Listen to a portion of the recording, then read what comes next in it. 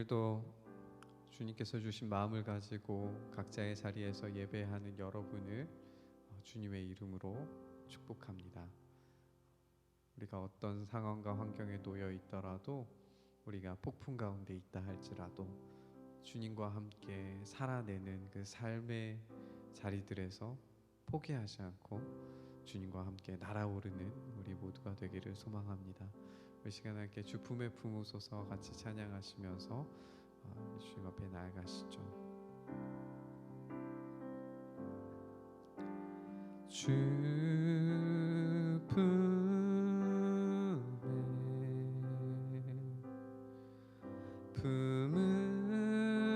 품으소서.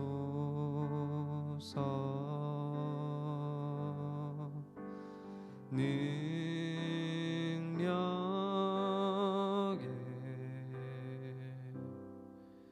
발로 덮으소서.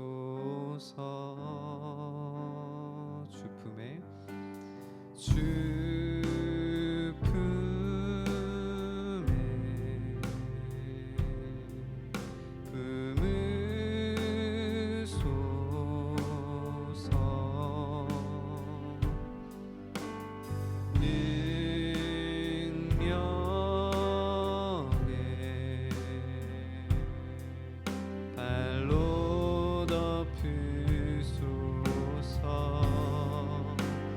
거친 파도 날 향해 와도 주와 함께 날아오르리.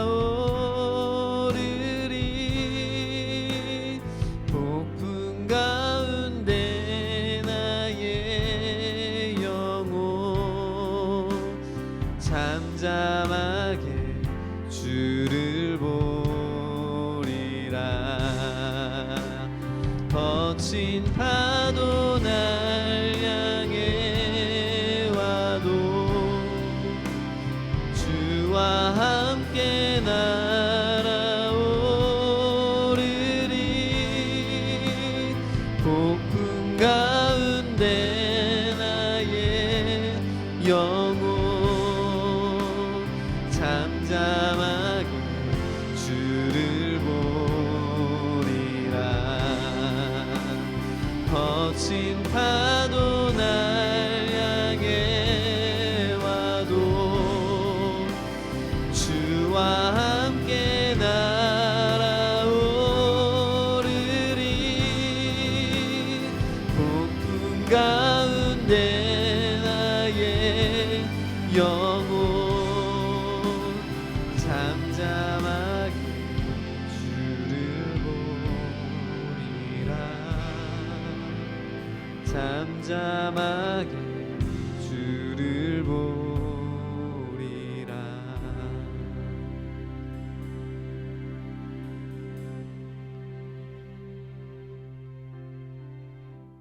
예, 주님, 우리가 잠잠하게 주님의 일하심과 주님의 어떤 분이심을 생각하며 나아가기를 원합니다. 우리의 삶의 자리에서 넘어지고 쓰러지는 우리의 모습을 불쌍히 여기셔서 우리를 위하여 기꺼이 자기의 몸을 버리신 우리 주님의 놀라운 은혜와 사랑을 우리가 기억하며 우리의 삶의 자리에서 그 사랑을 보여주고 그 삶을 증명해낼 수 있기를 간절히 소망합니다. 여전히 우리의 삶의 자리에 폭풍과 풍랑이, 그리고 이 시대의 위험한 바이러스와 여러 가지 문제들과 다툼들과 그리고 많은 이야기들 가운데 우리의 삶을 두렵게 만들고 걱정하고 염려하게 만드는 모든 문제들 가운데 하나님 우리를 불쌍히 여겨주셔서 우리가 다시 진짜 우리 인생의 해답이신 예수 그리스도를 되찾고 그 가운데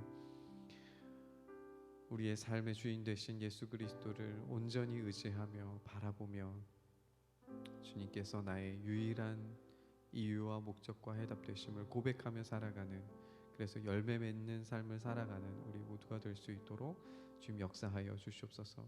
오늘 말씀 가운데 나아갈 때 하나님께서 응답하시고 일하시는 놀라운 음성을 듣게 하시고 그 가운데 위로와 소망과 도전이 우리 가운데 있게 하여 주시옵소서. 주님께서 그렇게 우리를 통하여 일하시기를 간절히 소망하며 우리 주님 예수 그리스도의 이름으로 기도드리옵나이다. 아멘. 오늘 나눌 하나님 말씀은 마가복음 4장 35절에서 41절 말씀입니다.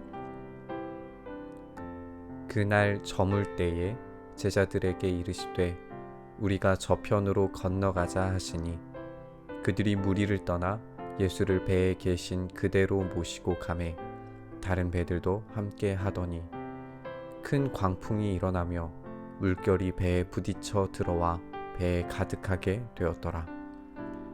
예수께서는 고물에서 베개를 베고 주무시더니 제자들이 깨우며 이르되 선생님이여 우리가 죽게 된 것을 돌보지 아니하시나이까 하니 예수께서 깨어 바람을 꾸짖으시며 바다더러 이르시되 잠잠하라 고요하라 하시니 바람이 그치고 아주 잔잔하여 지더라. 이에 제자들에게 이르시되 어찌하여 이렇게 무서워하느냐 너희가 어찌 믿음이 없느냐 하시니 그들이 심히 두려워하여 서로 말하되 그가 누구이기에 바람과 바다도 순종하는가 하였더라. 믿음 공식이라는 제목으로 목사님 말씀 전하실 때 많은 은혜 받으시길 바랍니다. 자, 중학교 3학년 때로 기억하는데요. 근해 공식이라고 하는 걸 외운 적이 있습니다. 제가 고등학교를 가려면 성적이 많이 부족했어서 공부를 열심히 해야 됐거든요. 중학교 때까지 이제 수학을 잘 못했기 때문에 정말 열심히 문제를 풀고 했었던 기억이 있습니다.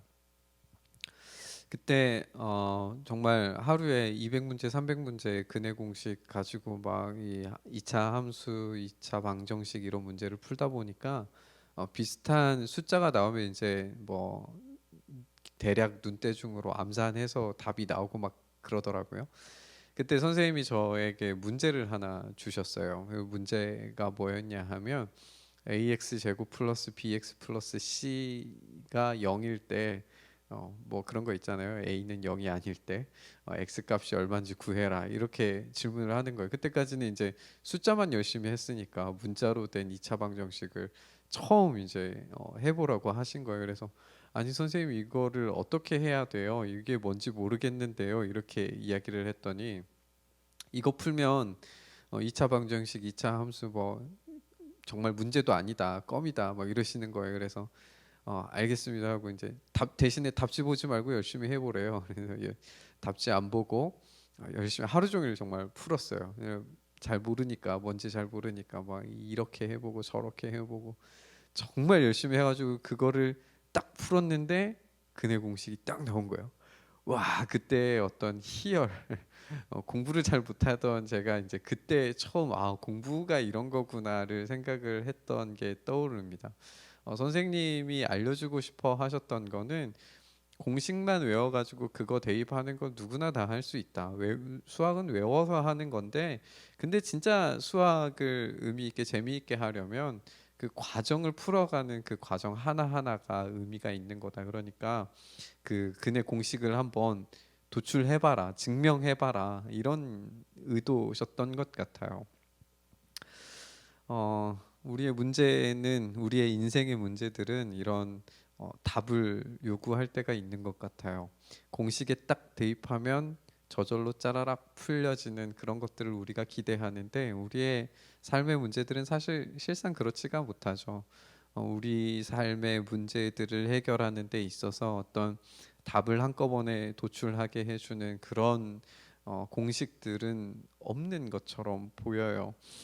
이렇게 하면 뭐가 된다더라, 저렇게 하면 뭐가 된다더라, 뭐 이런 이야기들은 많은데 그거를 실제적으로 증명해 보인 사람이 없기 때문인 것 같습니다. 왜 그런 답이 나오는지 질문이 빠지고 증명이 빠지다 보니까 답은 안 나오고 빙글빙글 돌기만 하는 것 같아요. 우리에게도 이런 진짜 질문, 진짜 증명들이 필요합니다. 그래야 우리의 문제를 해결할 수 있는 것 같아요. 제자들이 문제에 부딪혔어요. 큰 광풍이 일어나서 배가 부서져 빠져 버릴 정도로 위기에 닥쳤습니다. 갈릴리 바다는 원래 이렇게 폭풍이 그리고 풍랑이 자주 있는 곳이에요. 호수 주변으로 이렇게 높은 산들이 있고 이 산에서 차가운 공기가 내려오고 그리고 호수 위에 있는 따뜻한 공기가 이렇게 만나면 쉽게 폭풍이 생기고 쉽게 이렇게 바람이 세게 부는 이런 풍랑이 있는 사건들은 비일비재합니다. 제자들은 베테랑들이에요. 여기에서 어업으로 먹고 사는 사람들이에요. 그러니까 여기에 풍랑이 언제 있는지 그리고 이런 상황, 이런 분위기쯤이면 어느 정도 상황인지 눈에 빤한 사람들이에요. 이런 사람들이 지금 문제를 만났는데, 오, 이거는 장난이 아니에요. 갑자기 불어닥친 거라고는 볼 수 없을 정도로 굉장한 바람과 풍랑이 지금 일고 있어요. 제자들이 오죽하면은 우리가 빠져 죽게 생겼습니다라고 말할 정도로, 우리가 죽게 생겼다라고 말할 정도로 지금 상황은 심각해요. 답이 없어요. 직감적으로 아는 거예요. 죽었다라고.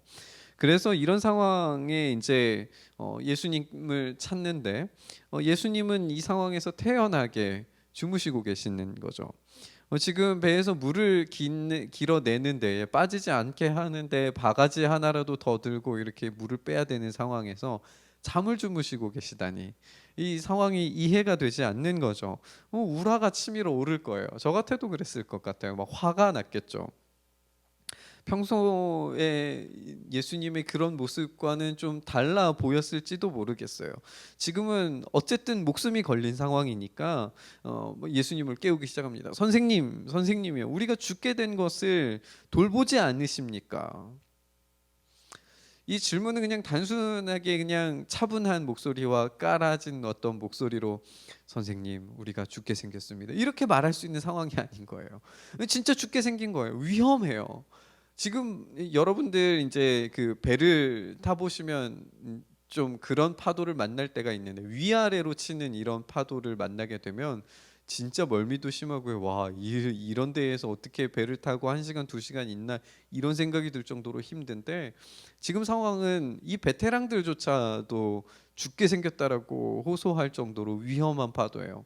그러니까 어마어마무시한데도 예수님은 태연하게 주무시고 있으니까 이 감정이 올라오는 거죠. 목소리 톤도 높아지고 아니 선생님 지금 우리가 죽게 됐는데 여기에서 지금 주무시고 계시면 어떡합니까? 빨리 일어나셔서 뭔가 해결을 하시든지 대안을 좀 내십시오라고 지금 소리치고 있는 것 같아요. 한번 생각해 보시죠. 지금 귀신도 쫓아내고요. 병든 자들도 낫게 만들고요. 지금 뭔가 대단한 일을 할 것처럼 막 위세가 지금 등등해져 가는 상황과 이 타이밍에서 죽게 생긴 거예요. 지금 이 상황을 잘 못 지내면 지금 죽게 생긴 거예요. 그러니까 예수님을 막 흔들어 깨우면서 대안을 내놓으라고 막 소리치는 거죠. 예수님께서 이제 깨셨습니다. 그리고 난 다음에 하신 게 뭐냐면 태연하게 바람을 꾸짖으시고 잠잠하라, 고요하라 라고 명령하십니다. 그러니까 문제가 해결돼 버렸어요. 이거 너무 쉬운 거예요. 공식 같은 거예요. 우리 마가복음 1장 25절 봐도 가버나움 회당에서 귀신을 쫓아내실 때 어떻게 하셨죠? 꾸짖으시고 그리고 잠잠하라라고 하셨어요. 그러니까 귀신이 떠나갔잖아요. 똑같은 거예요. 꾸짖으시고 잠잠하라. 이렇게 말씀하셨어요. 예수님께서 말씀하십니다. 이런 상황이 다 정리가 되고 난 다음에 말씀하시는 거예요. 뭐라고 말씀하시죠? 어찌하여 이렇게 무서워하느냐? 너 어찌 믿음이 없느냐? 좀 이상한 것 같아요. 지금 상황에서 당연히 예수님께 와서 흔들어 깨우면서 화가 나고 분이 나는 어떤 톤이 높아진 목소리로 우리를 왜 돌보지 않으십니까? 저라도 당연히 그럴 것 같아요. 근데 왜 예수님은 갑자기 뜬금없이 믿음이 없느냐라고 질문을 하셨을까요? 이 상황을 좀 생각을 해보려면 그 앞에 있는 이야기를 좀 봐야 해요. 시점을 조금 옮겨서 3장 마지막하고 이제 4장을 좀 이렇게 쭉 봐야 되는데 3장 마지막에 보면 이런 이야기가 있어요. 예수님의 어머니와 동생들이 예수님을 찾아옵니다. 그러니까 사람들이 어머니하고 동생들이 왔습니다. 만나보시죠. 이랬더니 예수님이 갑자기 누가 내 어머니고 누가 내 동생들이냐 이런 질문을 하시는 거예요. 아니 저기 뒤에 지금 와 계시다고요. 그렇게 하니까 이제 무리들을 한번 쓱 보시더니 이렇게 이야기하세요. 누구든지 하나님의 뜻대로 행하는 자가 내 형제요 내 자매니라. 그리고 내 어머니다. 이렇게 말씀하시는 거예요. 하나님의 뜻대로 행하는 자라야 내 형제, 내 자매, 내 어머니다. 이렇게 이야기하시는 거예요. 이렇게 말씀하시고 난 다음에 4장 1절에 이렇게 돼 있어요. 바닷가에서 가르치실 때 예수께서는 바다에 떠 있는 배에 올라 앉으시고 무리들은 바닷가 육지에 앉아 있었더라. 예수님께서 이제 바다에 앉아서 가르치기 시작하세요. 배에 앉아서 가르치기 시작하세요. 그리고 그 가르치시는 가르침이 우리가 너무나도 잘 알고 있는 씨와 땅에 대한 비유부터 시작을 합니다. 우리가 이 이야기는 잘 알고 있지만 우리가 다시 한번 좀 되새겨 보면서 한번 들어보시죠. 씨 뿌리는 자가 있었는데 이 씨를 뿌렸어요. 근데 하나는 길가에 그리고 가시밭에 돌짝밭에 그리고 잘 준비된 땅에 떨어졌어요. 길가에 떨어진 씨앗은 새들이 와서 잡아먹고 먹어버리고 그리고 돌짝밭에 뿌려진 씨앗은 뿌리가 깊게 내리지 않아서 금세 말라버리고 가시에 뿌려진 씨앗은 가시 때문에 기운에 막혀서 열매를 맺지 못해요. 그리고 좋은 땅에 뿌려진 씨앗은 30배, 60배, 100배의 결실을 맺었다라고 이렇게 이야기를 하세요. 그리고 난 다음에 들을 귀 있는 자들은 들을지어다 이렇게 말씀하셨어요. 제자들이 이제 잘 들었잖아요. 질문하는 거죠. 이 비유가 도대체 무슨 뜻입니까? 그러니까 예수님이 다른 사람들에게는 이야기하지 않으시고 이 제자들이 있는 때에 잠깐 이렇게 모여서 이야기를 하시는 거예요. 하나님 나라의 비밀은 너희에게 주어졌다. 그러나 외인들에게는 비유로 주어져서 보기는 보아도 보지 못하고 듣기는 들어도 듣지 못할 것이다. 이렇게 이야기를 하시는 거예요. 그러면서 이 비유를 설명해 주시죠. 씨는 말씀인데 말씀이 길가에 뿌려졌다는 것은 사탄이 즉시 와서 뿌려진 말씀을 빼앗아 버리는 것이고 돌밭에 떨어졌다는 것은 말씀을 들을 때 즉시 기쁨으로 받지만 그 뿌리가 없어서 박해가 일어나면 넘어지는 것입니다. 가시밭에 떨어졌다는 것은 세상의 염려와 재물의 유혹과 기타 욕심이 들어와서 말씀을 막아서 결실하지 못하게 하는 거고요. 좋은 땅에 뿌려진 씨는 말씀을 받아 이 뒤에 등장하지는 않지만 앞뒤 문맥으로 보면 이런 거예요. 하나님의 뜻대로 행함으로 열매를 맺고 예수님의 형제, 자매, 어머니가 되어서 30배, 60배, 100배의 결실을 맺게 되는 것. 이게 지금 예수님이 말씀하시고 계시는 씨 뿌리는 자의 이 비유예요. 하나님의 뜻대로 행하는 자예요. 하나님의 뜻대로 행하는 자. 예수님은 그렇게 이 제자들이 잘 알아들을 수 있게 잘 설명해 주셨어요. 제자들이 이해를 했을까요? 못했을까요? 이해했을 거예요. 알아들었을 거예요. 그것을 해석해서 가르치셨어요. 그리고 오늘 본문 36절에 그날 저물 때에 이렇게 되어져 있어요. 그러니까 예수님이 지금 이 비유를 한순간에 하루 동안에 가르치신 것으로 이제 마가는 표현하고 있는 거예요. 이런 하나님 나라의 비밀을 알고 있는 사람들은 하나님의 뜻대로 행하는 사람들이고 그 뜻대로 행하는 사람들은 열매를 맺고 결국에는 그 과실을 메어서 새들도 와서 깃들 만한 커다란 나무가 될 것이라고 하는 이야기를 잘 들었어요. 그리고 제자들은 생각했겠죠. 나는 예수님의 제자니까, 그리고 예수님께서 부르셨으니까, 가까이 두셨으니까, 그리고 그 비밀을 남들에게는 아니라 너희들에게 주어졌다라고 이야기하면서 알려주셨으니까 나는 돌짝밭이나 가시밭이 아니라 잘 준비된 땅이구나라고 그렇게 생각했을지 모르겠어요. 나는 예수님의 형제, 지금 내 옆에 계신 이 대단한 기적과 이적을 일으키시고 그 가르침이 어마어마한 분의 형제가 되어서 뭔가를 할 수 있을 거야. 뭔가 될 거야. 뭔가 준비된 존재가 될 거야. 이렇게 생각을 하고 확신을 가졌을 거예요. 그런데 오늘 이 본문에 그날 저물 때에 배에 계신 그대로 몰고 나가서 태풍을 만난 거예요. 태풍을 만난 거예요. 그 태풍 가운데에서 자기의 모습이 그대로 적나라하게 지금 드러나고 있는 거예요. 그 가운데에서 자신의 확신이 얼마나 보잘것없고 한심한 것인지 정말 적나라하게 드러난 거예요. 자기는 나는 준비된 땅이야, 나는 여기에서 열매를 맺을 수 있을 거야 라고 생각했을지 모르겠는데, 예수님에게 다가가서 질문하는 게 어찌하여 우리를 그냥 내버려 두십니까? 우리를 죽기에 그냥 내버려 두십니까? 우리를 좀 살려주십시오라고 그렇게 지금 질문을 하고 있는 거예요. 예수님께서 그래서 너희의 믿음이 어디 있느냐고 질문하신 거예요. 우리의 인생에도 동일한 질문을 던져야 되는 것 같아요. 우리의 믿음은 어디에 있습니까? 우리의 믿음은 어디 있습니까? 위기가 닥쳤을 때, 문제가 닥쳤을 때 우리의 문제를 정말 클리어하게 보게 만들어주는 그 문제 앞에서 우리의 믿음이 어디에 있습니까? 우리의 믿음이 혹시 돌짝밭이거나 아니면 가시밭이거나 정말 심각한 경우에 길가라면 우리는 질문을 좀 다시 해봐야 되는 것 같아요. 이 제자들의 질문이 사실은 타당하잖아요. 맞잖아요. 죽게 생긴 상황 아닙니까? 자기가 경험해보지 못한 문제예요.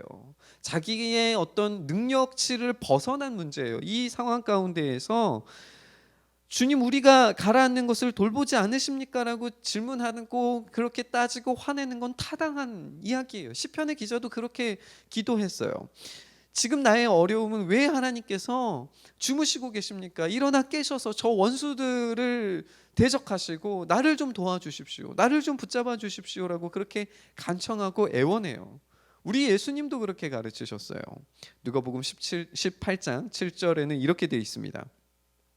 하물며 하나님께서 그 밤낮 부르짖는 택하신 자들의 원한을 풀어주지 아니하시겠느냐, 그들에게 오래 참으시겠느냐라고 이야기하세요. 밤낮 부르짖는 택하신 자들의 원한을 풀어주시기 위해서 밤낮 부르짖는 그들의 기도를 듣고 계신다는 거예요. 그렇게 기도하라는 거예요. 그렇게 밤낮으로 하나님 앞에 나아가서 기도하라는 거예요. 그런데 그 뒤에 말씀이 중요해요. 8절에 이렇게 돼 있어요. 내가 너희에게 이르노니 속히 그 원한을 풀어주리라. 그러나 인자가 올 때의 세상에서 믿음을 보겠느냐, 믿음을 보겠느냐. 이게 우리의 반전이에요. 우리의 믿음이 어디 있는지 우리가 살펴봐야 돼요. 우리의 믿음이 어디에 있습니까? 우리가 진짜 무서워하고 두려워하고 우리의 문제 때문에 걸려 넘어지는 그 지점이 우리가 어디에 있는지 봐야 해요. 정직하게 우리의 문제를 만났을 때, 그 폭풍을 만났을 때, 그 바람을 만났을 때, 풍랑을 만났을 때 주여 내가 죽게 생겼습니다라고 하는 그 질문의 의미가 지금 어떤 것인지 살펴봐야 된다는 이야기예요. 그게 진짜 하나님을 만나기 위한 질문인가, 아니면 진짜 내 마음에 있는 감정 그대로 환난과 시험과 이 세상 재물과 여러 가지의 것들로 인해서 돌짝밭처럼 그리고 가시밭처럼 때로는 정말 완전히 메말라져서 말씀을 들어도 듣지 못하고 보아도 보지 못하는 이 세상 가운데 믿음을 찾을 수 있겠느냐라고 질문하시는 그 주님의 말씀이 찔릴 수밖에 없는 제자들의 모습과 우리가 별반 다르지 않는 그런 모습이지는 않는지 살펴보아야 된다는 거예요. 지금 코로나 바이러스가 우리 믿음의 시험대일 수 있습니다. 누군가는 바이러스의 두려움에 쌓여서 돌밭처럼 뿌리가 없이 쓰러질 수 있어요.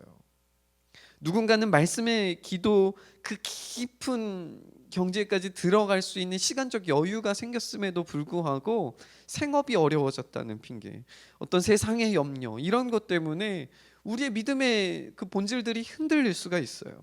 누군가는 이 세상의 세태가 지금 어떻게 돌아가는지 영적인 것들은 전혀 보지 못하고 그냥 돌아가는 것으로만 믿음을 판단하고 생각하려고 해요. 들어도 듣지 못하고 보아도 보지 못하는 영적인 시각장애인, 영적인 청각장애인일 수도 있어요. 이 시험대 위에서 우리는 정말 열매 맺는 사람들을 찾을 수 있을까요? 하나님의 뜻대로 행하는 그 믿음을 보여주는 사람들을 우리가 찾을 수 있을까요? 우리가 믿음이 없을 때 우리의 이 믿음 없음을 누구에게 호소해야 됩니까? 우리의 이 믿음 없음을 누가 도와줄 수 있습니까? 우리의 이 믿음 없음 때문에 걸려 넘어지고 쓰러지고 우리의 신앙이 온데간데 없어지는 것처럼 보이는 이때에 우리는 누구를 대체 보아야 된단 말입니까? 그때 우리가 돌아가야 되는 것이 마지막 질문이에요. 그가 누구시길래? 그가 누구길래? 그는 누구인가? 그 질문으로 돌아갔을 때 우리의 모든 문제의 공식과 같은 해답을 발견하게 돼요. 그 대답은 우리가 너무나도 잘 아는 대답이에요. 너무나 익숙한 대답이에요. 예수 그리스도. 우리의 삶의 문제의 모든 대답은 예수 그리스도신 줄 믿습니다. 예수 그리스도가 우리의 삶의 모든 대답이 되십니다.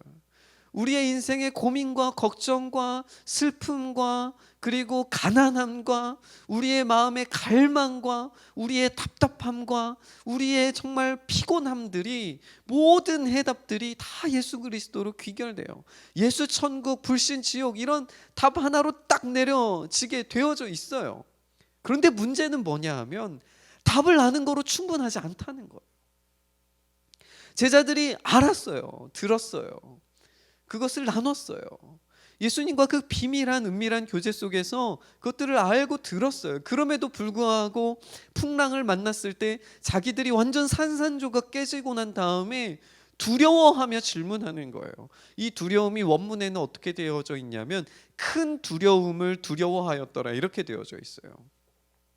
큰 두려움을 두려워하고 있어요. 큰 두려움이 도대체 뭡니까?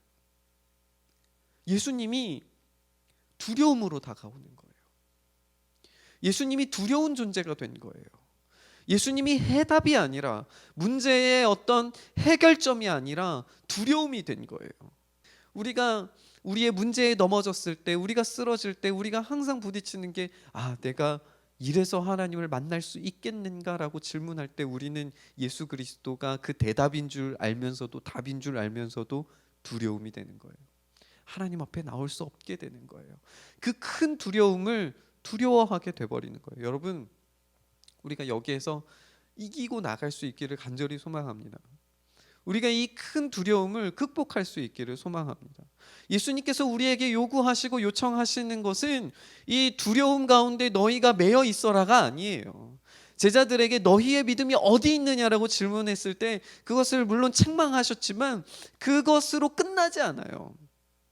제자들은 그 가운데에서 예수님을 향하여서 그가 누구신가, 누구시길래 바다와 파도도 잠잠하게 만드시는가 그렇게 질문했어요. 그러면 예수님을 진짜 발견했을까요?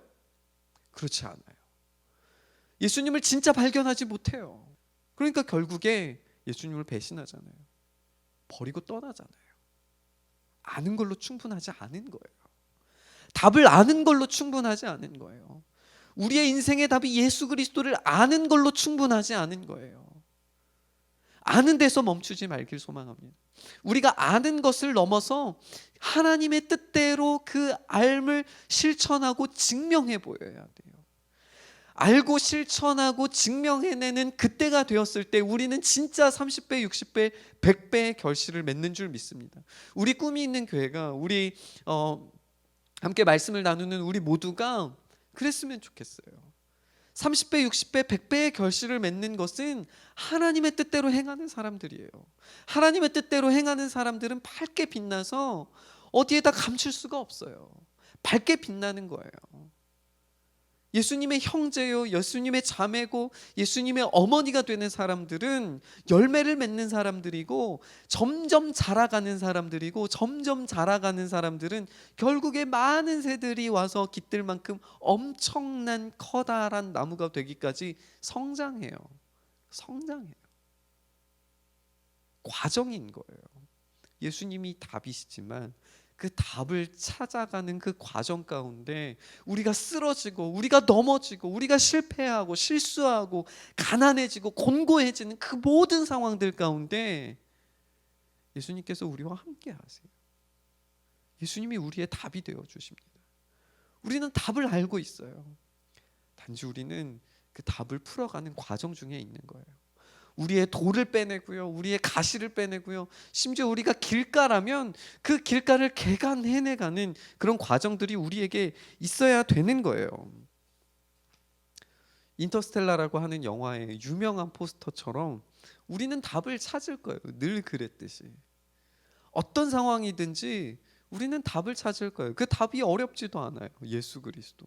다 알고 있어요. 그런데 이 영화가 정말 우리에게 감동을 주는 것은 답을 한 번에 주지 않기 때문이에요.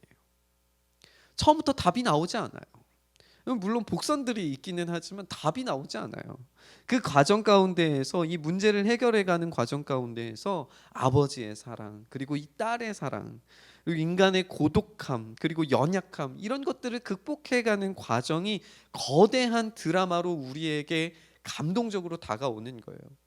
복음도 마찬가지. 답을 아는 게 중요한 게 아니에요. 물론 답을 아는 것도 중요하지만 그 답을 찾아가는 과정 가운데 우리가 하나님의 뜻대로 살아가려고, 살아내려고 애쓰고 몸부림치는 그 모든 것이 우리를 자라가게 하시고 성장하게 하시는, 그래서 우리의 돌들을 빼내고 가시를 제거하는 그 모든 과정 가운데 하나님이 우리를 정말 열매 맺게 하시는 그 과정 가운데 우리가 나아가게 되는 거예요. 우리 공동체가 그냥 단순하게 답을 아는 데에 멈추는 게 아니라 질문하고, 그리고 함께 공유하고, 함께 부딪히고, 함께 자라가서 정말 30배, 60배, 100배의 결실을 맺는 참된 하나님의 자녀들, 참된 하나님의 형제들, 참된 예수 그리스도의 형제들, 참된 예수 그리스도의 자매들, 참된 예수 그리스도의 가족들이 되는 우리 모두가 되기를 주님의 이름으로 축원합니다. 카타콤에 가면 수많은 무덤들 가운데 요나와 물고기 그림이 그려져 있어요. 요나가 어떤 인물이죠? 요나는 큰 폭풍이 일어났을 때 바다 밑에 가서 잠을 자고 있어요. 선원들은 잠자고 있는 요나를 막 깨웁니다. 우리가 죽게 생겼으니까 일어나서 빨리 기도하라고. 지금 우리 죽게 생겼다고, 지금 자고 있을 때가 아니라고 막 깨워요. 요나가 일어나서 이 문제가 나 때문에 생긴 거라는 것을 이야기하고, 그리고 내가 바다에 빠졌을 때에만 살 수 있다라는 이야기를 하죠. 그리고 물고기 뱃속에 들어가서 3일 만에 나와요. 오늘 본문의 예수님의 모습과 너무나 닮아 있는 것 같지 않아요? 예수님도 주무시고 계세요. 폭풍이 일었을 때 그렇게 심한 폭풍에서도 주무시고 계세요. 그리고 제자들이 와서 우리가 죽게 생겼습니다라고 막 흔들어 깨워요. 근데 요나하고 다른 게 뭐냐 하면 예수님은 직접 물에 빠지지 않으세요. 예수님이 들어가지 않으세요. 오히려 꾸짖으시고 잠잠하게 하라고 하신 다음에 질문하시는 거예요. 믿음이 어디 있느냐? 믿음이 어디 있느냐? 마가복음을 조금 더 긴 안목으로 우리가 쳐다보면 예수님이 물에 빠지지 않으신 게 아니라는 걸 발견하게 돼요. 물이라고 하는 거는 고대 사회로부터 물은 어두움과 죽음의 공간이에요. 스올의 공간이에요. 예수님께서 자기를 지금 당장은 물에 던지지 않으셨어요. 그런데 예수님께서 잘못이 없는 우리를 위해서, 실패한 우리를 위해서, 넘어진 우리를 위해서, 곤고한 우리를 위해서, 마음이 딱딱하게 굳어져 버린 길가 같은 우리들을 위해서, 돌짝밭과 같은 두려움으로 휩싸여 있는 우리를 위해서, 가시밭처럼 염려와 걱정이 많은 우리를 위해서 기꺼이 자기를 그 수월의 공간에, 죽음의 공간에 자기를 던져 넣으신 거예요. 그렇게 자기를 던져서 십자가에 달려 죽게 자기를 던지신 거예요. 그때로부터 3일 만에 예수님께서 죽으신 무덤에서 일어나시잖아요. 부활하시잖아요. 그걸 카타콤에 있는 사람들은 알았어요. 그걸 믿었어요. 그래서 자기들이 이곳에서 죽지만 여기에서 순교처럼 여기에서 살다가 믿음의 정절을 지키면서 살아가서 죽을지도 모르지만 여기에서 예수님과 함께 내가 부활하리라고 하는 믿음을 그렇게 표현한 거예요. 낙심하고 낙담하고 좌절하고 곤고하고 피곤한 인생이지만 그 카타콤에 갇혀져 있지만 내가 예수님과 함께 부활하며 살아가리라. 카타콤의 믿음의 선배들은 새로운 요나인 예수님을 자신의 믿음의 답이라고 확신했어요. 그리고 그 삶을 살아가려고 했어요. 그리고 그 살아가는 그 삶을 오히려 사랑하고 그것을 끌어안아서 자기의 것으로 증명해내길 원했어요. 로마의 데키우스 황제 시절에 로마의 전염병이 돌기 시작을 했습니다. 황제는 전염병의 원인이 그리스도인들 때문에 있다라고 소문을 내기 시작을 했어요. 그리스도인들이 배교하지 않고 신앙의 정절을 지키려고 할 때마다 재산을 몰수하고요, 고문하고 처형하고 추방 명령을 내렸어요. 그러니까 사람들이 어쩔 수 없이 카타콤으로 더 많이 모여들기 시작을 했어요. 좁고 어두운 통로 속에서 몇 대를 살아간 사람들도 있었어요. 전염병이 한번 돌기 시작하면 3분의 1이 죽을 만큼 위험한 공간이기도 했어요. 그런데 이곳에서 신앙의 정절과 믿음의 과정들을 결코 고통으로 생각한 게 아니라 여기에서 천국의 소망을 꿈꾸기 시작하고 이 땅 가운데 하나님의 나라가 올 거라고 확신했어요. 그때 키프리안이라고 하는 교부가 있었는데 그 교부가 이런 설교를 해요. 마태복음 5장에 있는 말씀을 가지고 원수를 사랑하라고 하는 내용으로 설교를 하면서 지금 밖에 전염병이 돌아서 많은 사람들이 죽고 있는데 그 사람들에게 가서 우리 예수님의 사랑을 나눠주자. 예수님의 사랑을 전파하는 것이 우리의 소명이고 우리가 부르심 받은 그런 모습이다. 지금은 위험하고 지금은 생명의 목숨이 왔다 갔다 하지만 예수님의 그 사랑을 우리가 십자가를 따라가는 삶으로서 증명해보자. 증명해내자. 그렇게 설교한 거예요. 그러니까 사람들이 나가기 시작했어요. 낮에는 함부로 돌아다닐 수가 없으니까 저녁 늦은 시간에 시체들이 쌓여져 있고 배고파 굶주려 있는 전염된 사람들에게 밥을 주기 시작해요. 그들을 위로하고 그들과 함께 있다가 다시 돌아오는 거예요. 그들조차도 전염병에 걸려서 죽기도 하고 그런 위험한 일들이 펼쳐졌음에도 불구하고 그 사람들을 끌어안는 거예요. 자기들을 박해하는 사람들을 끌어안는 거예요. 자기의 생명조차 조금도 아까운 것으로 생각하지 않고 거기에 사랑의 씨앗, 복음의 씨앗을 심기 시작한 거예요. 이 문제의 유일한 해답, 우리가 죽어서 소망할 수 있는 유일한 해답, 예수 그리스도밖에 없다는 것을 자기의 삶으로 보여주기 시작하는 거예요. 그때 사람들이, 그리스도인들이 2%밖에 되지 않았는데 이 박해 이후에 10%가 됐어요. 사람들이 막 늘어나기 시작한 거예요.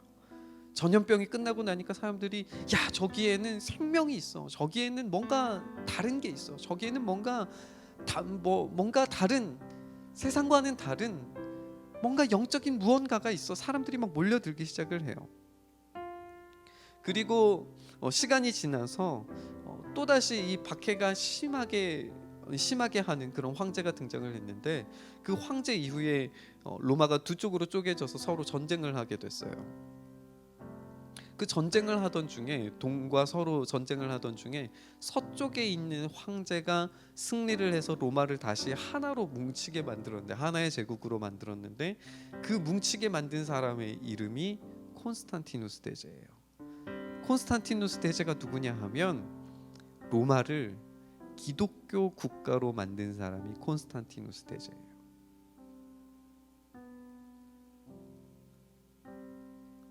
죽어갔어요. 미련하다고 말했어요. 그냥 조금이라도 생명을 유지하는 게 낫지 않느냐라고 이야기했어요. 그러나 그들은 그렇게 하지 않았어요. 카타콤 안에서도 믿음과 순결의 정절을 절대 버리지 않았어요. 그리고 동시에 그 믿음을 삶으로 실천해내고 증명해냈어요.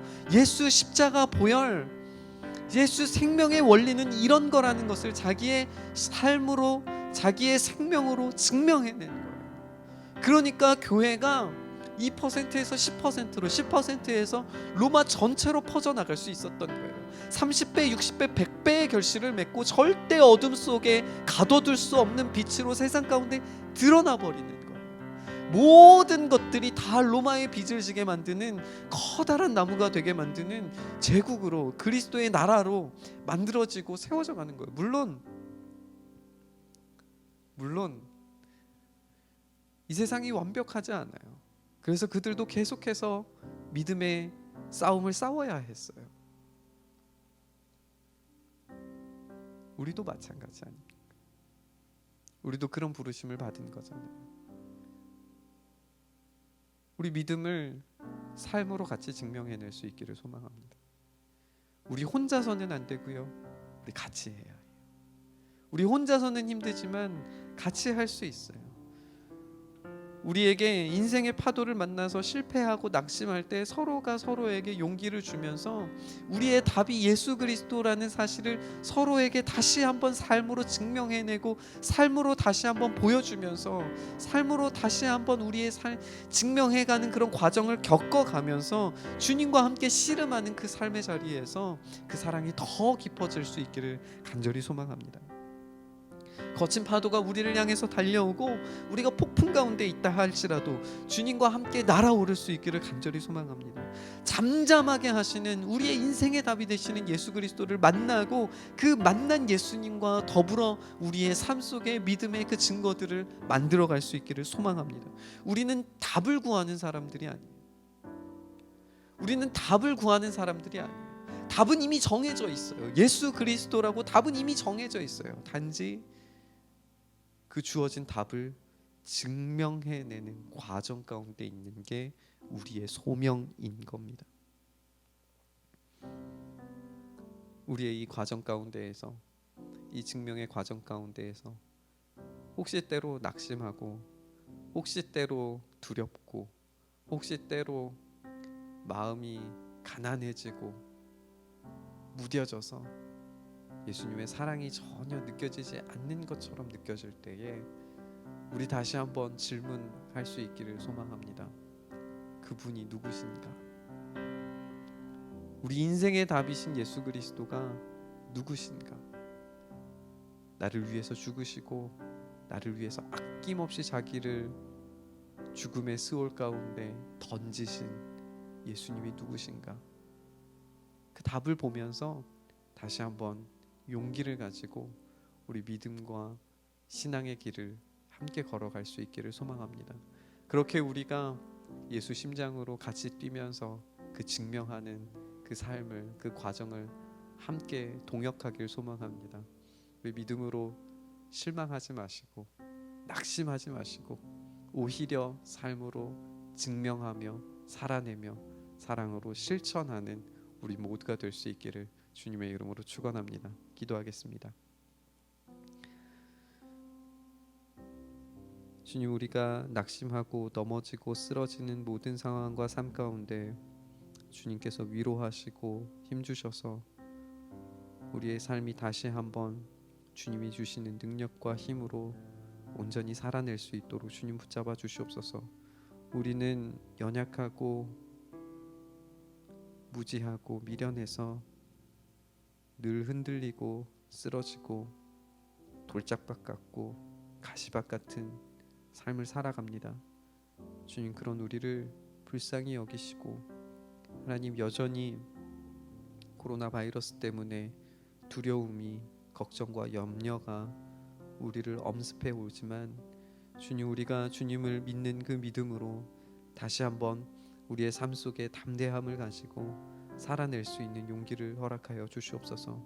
우리가 그렇게 주님과 함께 살아갈 때에, 몸부림칠 때에, 그렇게 주님과 함께 부대낄 때에 하나님 우리에게 답을 주시고 능력을 주시고 위로하시고 회복하셔서 하나님 이 상황들이 속히 떠나가게 하시고 이 문제의 해결이 오로지 예수 그리스도 안에서만 있음을 우리가 다시 한번 확신하면서 그 믿음만큼 살아내고 그 믿음대로 살아가고 그 믿음 위에 살아가는 우리가 될 수 있도록 주님 역사하여 주시옵소서.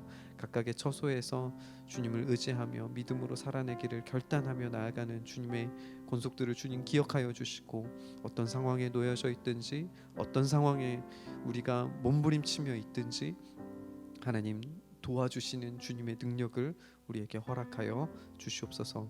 주님께서 그렇게 우리를 붙드시고 인도하시고 함께 하시고 위로하시며 우리를 북돋으셔서 주님의 놀라운 비전 가운데 걸어가게 하실 줄 믿고 의지하며 우리 주님 예수 그리스도의 이름으로 기도드리옵나이다. 아멘. 이제는 우리 구주 예수 그리스도의 크신 은혜와 하나님 아버지의 무한하신 사랑하심과 성령님의 감화 감동 교통 인도하심이 우리의 믿음의 증명을 해내며 우리의 삶 속에 예수 그리스도를 정답으로 확신하는 삶을 보여내는, 증명해내는, 하나님의 뜻에 따라 살아가기로 작정하는 주님의 권속들 머리 위에 이제로부터 영원토록 함께 계실지어다. 아멘.